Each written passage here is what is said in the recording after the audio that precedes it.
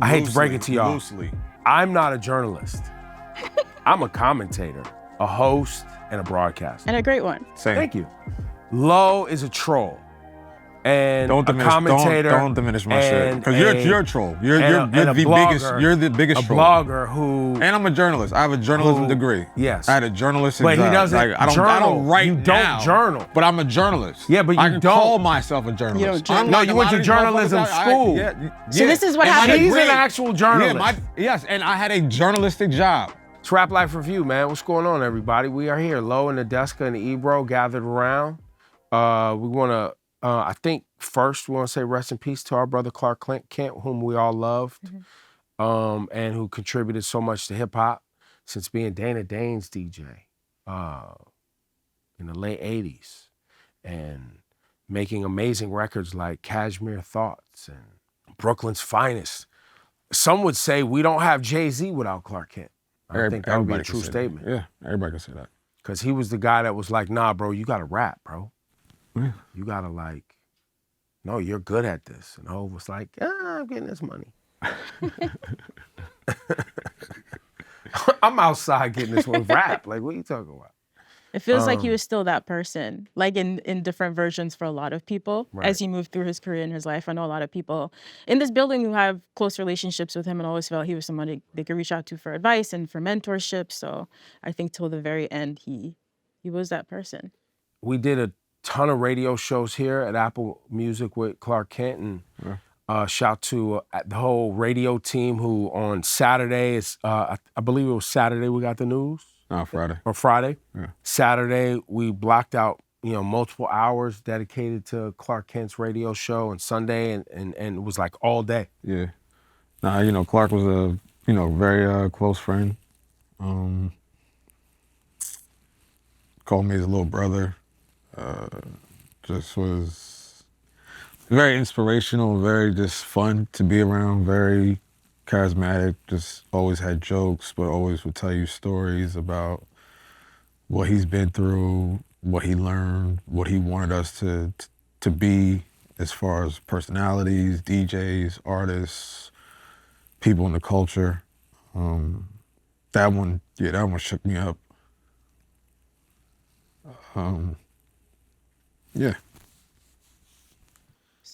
Clark, we love you, man.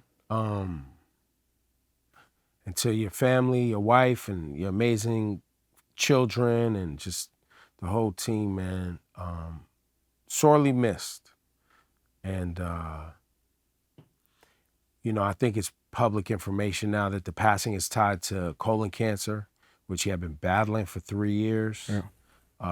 Many of us knew it wasn't something he wanted to have public. I saw him when we were celebrating 50 years of hip hop. The last time I was with him, we went to Harvard. We spoke at Harvard University. Wow. Me, him, Coltrane, Lenny, Shy Bryant, and I took an Uber to his house, and me, his wife, his kid, drove up to CT. He put me in the back of the Escalade. He was like, be at my house at 7 o'clock. I was there at 6:30. Oh, you was on time. I was on time. Early Look at you. even. Okay. Look at you. He brought out the best in you. Yeah, it was my first time at Harvard, so I had to make sure. But yeah, that was my last time. Just always, you all right, Lo? You all right, yo? Yeah, I'm good. I don't know, that shit hurt. It's when you lose folks that you care about, even if you know that they are dealing with something, it still doesn't make it easier at all. Doesn't make it easier. So, yeah. Rest in peace to Clark Kent. Hip hop loves you. Thank you. And for you out there who maybe don't know much about what Clark Kent contributed to this hip hop game, and while we are, dedicating this time to what he did, go do your research on the bro. And listen to some of his amazing radio shows too. Yeah. Here on Apple Music, you can just ask Siri to bring it up. And Angie's also going to do a documentary on it too, so you can look out for that. It's going to be called God's Favorite DJ, The Story of DJ Clark Kent by Angie Martinez. So that's going to be a great opportunity to learn a lot more about him as well. Yeah. So rest in peace. Now, on the docket today, Lil Durk got yambled up SZA interviewed Kendrick Lamar.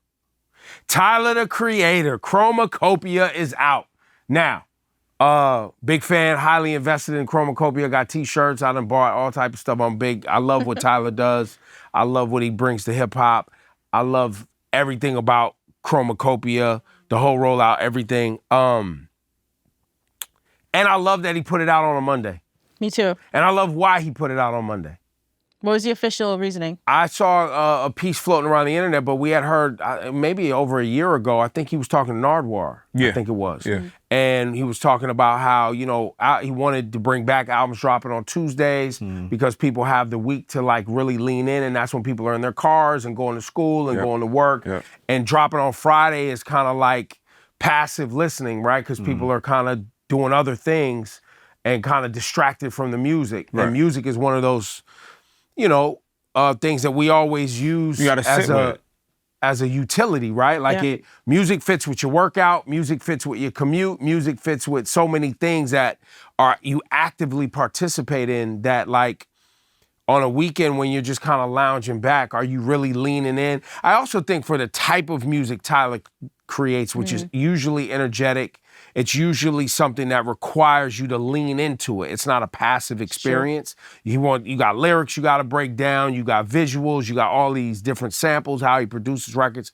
I think it was great that he did it. I mean, I hope this is the album that makes a change and takes us back. I thought I was in the minority of disliking albums dropping on Friday. Yeah. To your point. It's sometimes it's not even appropriate listening to the albums around family. People are interrupting all the time. I hate when I'm trying to listen to something new and you don't have alone time. So to your point, I listened to it on the train this morning. Right. And it was amazing. So I'm really glad he dropped it on a Monday. And of course, it's an excellent album. But did we expect anything different? Yeah, no, I like I said, I was highly invested from the first clip that he released. So I didn't even see all of the clips, but like the intro, Daniel Caesar on the intro is crazy. I love Ratata. We were talking a little bit earlier as cameras were rolling about him saying like he's now the biggest in the city after Kenny, which is true. In LA. Yeah. Yes, for sure. I think I can agree with that statement. Sticky, that's the joint with Glorilla, Wayne, I think Sexyy Red. Sexyy Red's on it, His storytelling on Hey Jane. I don't think we hear Tyler in a lot of songs like this. We get both sides of the story. It's like thoughtful, personal. I like it. I love the joint with ScHoolboy Q. Thought I Was Dead. Thought I Was Dead. I like the mask off joint. Take your mask off. He's talking shit to somebody. I want to know who you talking to, bro, because I like. He's not gonna say any names. Never. But maybe it's a few people. Yeah. Maybe it's it's kind of like if the shoe fits type of scenario. I have a better synopsis. And Balloon with Doechii. The features on this album are crazy too. Doechii said that she wanted to be on, or she wanted to collaborate with him. Yeah. And I'm assuming he saw that and just snatched or her up. she was lying and knew it was finna come out. Well, he also said no features. He said no features, and we get like 8 of them. Right. So it's like, yeah, he probably was lying. You said you had a different assessment. No, I said I'll have an assessment next week. I just didn't get a chance to listen to it. Now but you're not a big Tyler fan.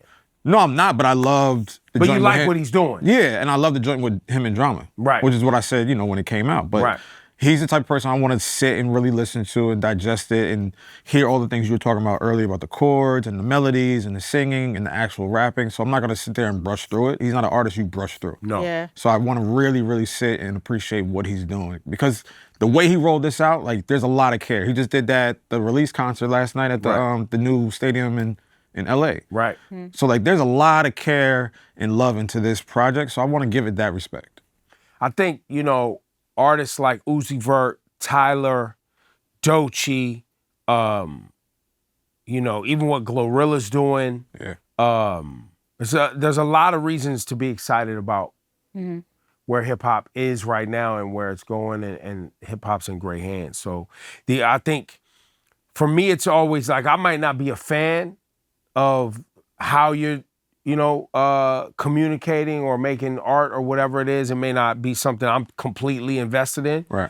But the effort, for me, I'm gonna give it some time. If you're making a real effort and it's not just a collection of songs that all got like, producer tags at the beginning of every damn song, or it's just like it doesn't feel like you took care, or the topicality isn't varied from song to song. yeah, I'm not all the way tuned in, but I'm giving people a chance to come into their own. Yeah, now he does all of that, and then he says some just funny shit that had me like kind of giggling on the train. Maybe it's the Hey Jane song, but it's like a serious conversation, the back and forth with him and the girl. And then he says something like, you go through all this pain to carry the baby, this and that, just so the kid can have the dad's name. I was like, Tyler, that's fucking profound. Yo, he's amazing. Yo, there's some really good shit on there. I'll say a lot of the artists I've spoken to recently, like younger artists, let's say early 20s or so, who make sort of this hybrid hip-hop, R&B, kind of whatever, a lot of them are naming Tyler as their favorite artist. Like this coming up more and more often is in like conversation. So like, I'm curious to see where he stands in the next 5 to 10 years. I think he'll be at the top of many people's lists. I think he is now. He is now, for sure. But I also, the effort that he puts into his merch, his touring, his festival, videos, his videos, his albums, like, production. Why wouldn't you be a fan of this? Right? Like he's doing things, and also he built it himself. Yeah. Him and his team built it. Like he invested in himself. And there are artists around him that we respect and love and herald that want to be a part of. Well, and also about like his relationship with Pharrell from early, and like, but I think they saw the desire in him to want to make great art for hip hop. I want to shout out to Uzi Vert. Speaking of Uzi Vert, though, I appreciate the Chill Ebro thing. You know what I'm saying? Have you heard it? I don't know what it is. I don't know. I mean, like that was a track listing. Yeah, but he could be trolling. He could be like. I also thought it was a to-do list. It could literally be like he said, "Chill, Ebro," to get me like to think I was gonna get gassed. Like, ooh, I'm on the Uzi Vert album, and then it's not and literally dropping. it's like, "Chill, Ebro." You wouldn't be on the album. Like he's. I think it is. I think it's a record. Or it could just be him telling me to shut the fuck up on the album too. Literally, after all these years, item number 15 on the to-do list. I hope it's after all these years, all of the above. Who knows what it is? Funny. But you know what I'm saying? Hashtag Chill Ebro. We moving out here. SZA interviews Kendrick Lamar for Harper's Bazaar. Nadeska, did you get into SZA being in her hip-hop journalism bag? In her hip-hop journalism bag. It could just be talking to her friend bag. How about that? Okay, there you go. No. All right. Yeah, I mean, they had a nice conversation. I think SZA and Dot have obviously known each other for a long time. And personally, I've been curious, like, they've collaborated before. Like, SZA has really blown up to, like, another level in the past, like, 5 years. I haven't seen them really have a moment together in that time. So I thought this was actually a nice idea. And I understand that coming off of this beef, you probably didn't necessarily want to sit down and have a whole conversation about the beef, which is what any of us would have asked him. So maybe those are part of the reasons But they didn't ignore it. No, yeah. They didn't ignore it. They did. But it's never going to be addressed in a way that people like Lowkey, for example, are going to be... What do you mean people like, you mean everybody? I mean the internet. So yeah, no, everybody. you mean hip hop fans, him, you are everybody to me. Like is everybody. What I'm saying. You are my no, everybody. But you felt like they ignored it? Yeah. Because they didn't delve deep? No, they ignored it. But that's what any... No, they didn't ignore it. But that's what any rap fan would want, for them to delve deep. And I think he probably Bazaar, you thought they were going to delve deep into the Kendrick and Drake battle? No. I mean, after the first, like being that's your first... It's for Harper's Bazaar. Are you familiar with what Harper's Bazaar is? Anyone? Well, as I said, they didn't address it. Well, obviously, people took issue as well with him doing the interview with Harper's Bazaar and with SZA instead of doing it with like a hip-hop publication. It became a whole thing on Twitter. Finally, Punch responded. Punch from TD, he said, "I respect hip-hop journalism and feel it's needed in its truest form.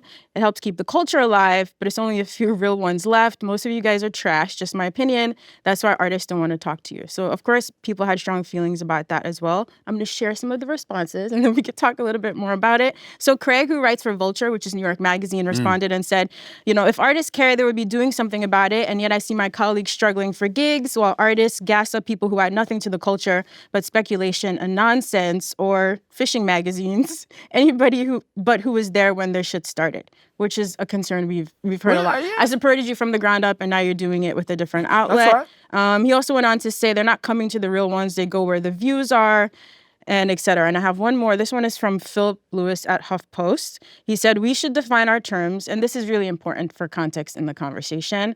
"Define our terms. People are conflating content creators, Instagram gossip pages, and streamers with journalists and reporters. These are not all the same thing." So I feel like we needed to get all of that out. And people loosely throw around the word journalist. Yes. Like, I hate to break it to y'all. Loosely. I'm not a journalist. I'm a commentator, a host, and a broadcaster. And a great one. Same. Thank you. Yeah. Low is a troll. And Don't diminish, a commentator. don't diminish my shit. Because you're a troll. You're the biggest troll. A blogger who. And I'm a journalist. I have a journalism degree. Yes. I had a journalistic But job. he doesn't I don't write You now, don't journal. But I'm a journalist. Yeah, but you I can don't. call myself a journalist. You don't journal. Unlike You a went lot to of these journalism motherfuckers school. Yeah.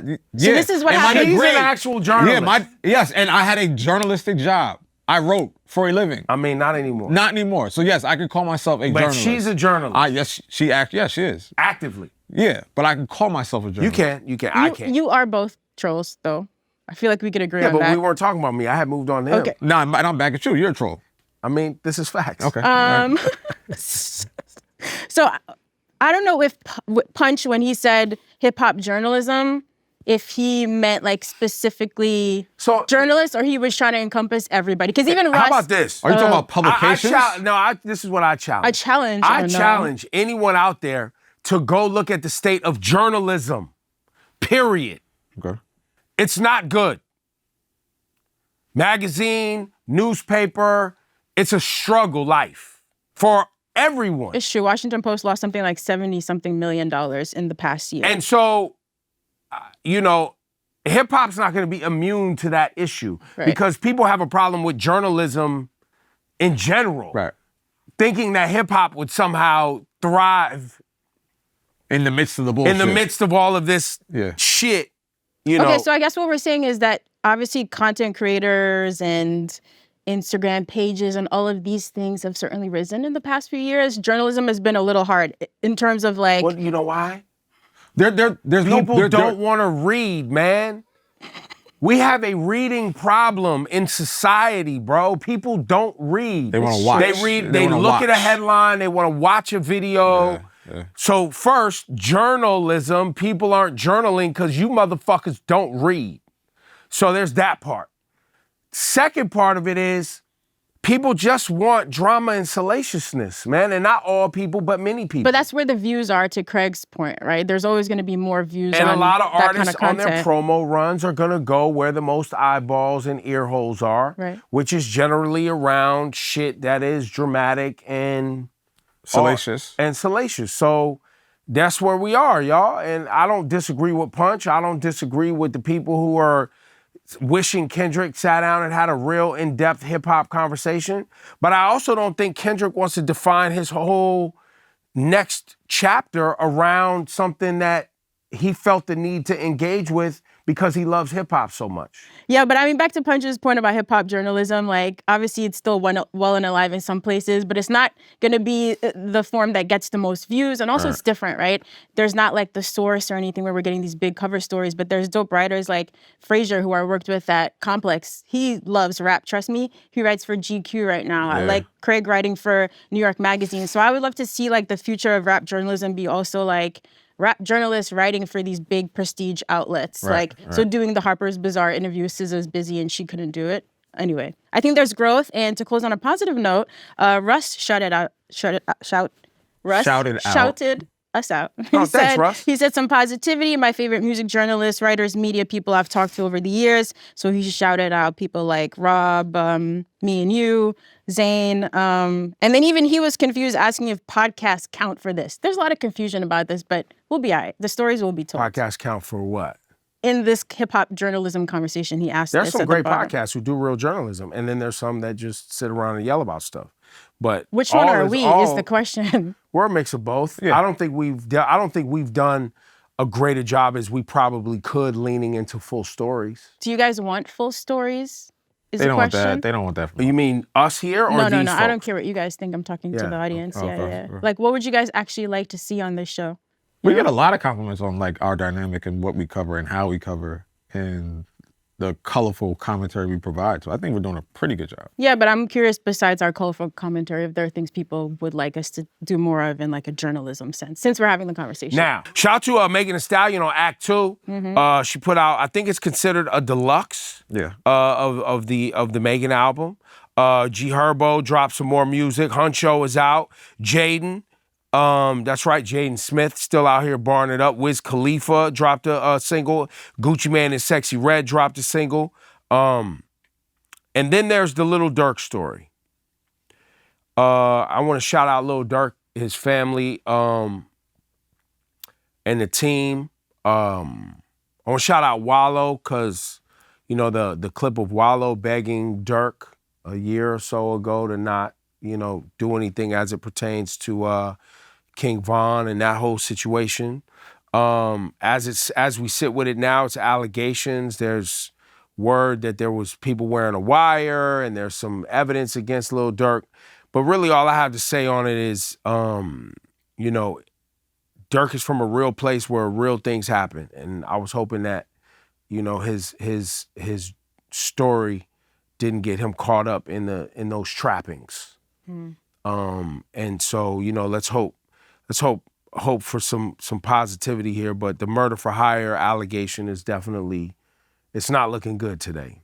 Yeah. I mean, we had a conversation here, maybe that was about a year ago or more at this point, where when he released the last album, you know, talking about all the things he'd been through and trying to heal and leave a lot of these And even things his father behind just him. getting out of jail too, right? Yeah, going through a lot. And it's like you said, like, even when you want to make changes as a person, like where you come from, and there's some things like it's not that easy to leave behind. It's just very unfortunate, right? Because he's had so much success in the past few years, really in a lane of his own. So it's like unfortunate. And to your point, some of the details, like even if it's true, the reports that he tried to book flights to leave, that doesn't reflect well, I guess, when you go to court. So you can just hope for the best now, but it's really unfortunate. There it is, man. Rap Life Review. What's good? Nadeska here. If you made it through that entire episode of the Rap Life Review, that means you're really a fan. Hit that like button so we know it's real. Subscribe if you never want to miss an episode. And of course, if you really have something to say, drop a comment and we'll hit you back on next week's episode.